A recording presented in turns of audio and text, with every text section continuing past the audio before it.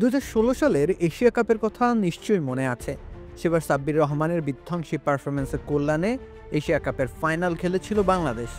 টি-20 ফরম্যাটের Asia কাপে বাংলাদেশের সেটাই ছিল সর্বোচ্চ সাফল্য।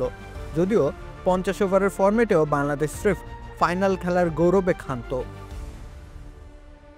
তবে আবারও যেহেতু টি-20 ফরম্যাটের এশিয়া কাপ আয়োজিত হচ্ছে, স্বাভাবিকভাবেই বিগত 2 আসরে বাংলাদেশের পারফরমেন্স কেমন ছিল সে প্রশ্ন জেগেছে নিশ্চয়ই। 2016 সালে প্রথমবারের মতো টি-20 ফরম্যাটে এশিয়া কাপ আয়োজিত হয়েছিল। সেবার 5 দল নিয়ে আয়োজিত হয়েছিল মূল পর্ব।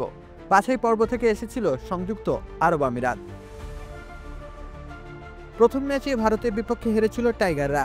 এর পরের পরাজয় ফাইনালের মঞ্চে, প্রতিপক্ষ ছিল সেই ভারত।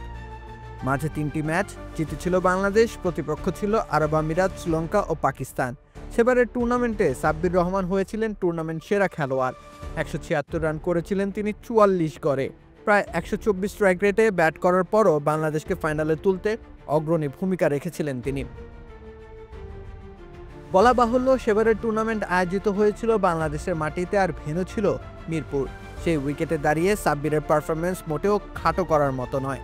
এছাড়াও পেসার আলামিন হোসেন ছিলেন বাংলাদেশের পক্ষে সর্বোচ্চ উইকেট শিকারী।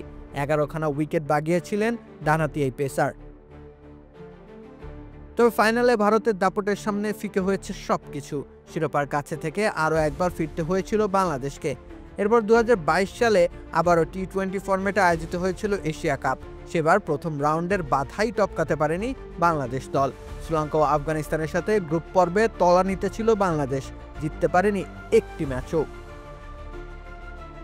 হতাশার নোনা জলে ডুব সাঁতার দিয়ে বাড়ি ফিরেছিল বাংলাদেশ। বছর 3 পর আবারও সেই আরব আমিরাতে টি-20 ফরম্যাটের এশিয়া কাপ। বাংলাদেশকে নিয়ে বড় স্বপ্ন হয়তো খুব কম মানুষই দেখছে। যদিও সাম্প্রতিক পারফরমেন্স একটু হলেও আশার আলো দেখাচ্ছে, তবে সে আলোর প্রখরতা খুব একটা বেশি নয়। রাকিব হোসেন রুম্মান, খেলা 71।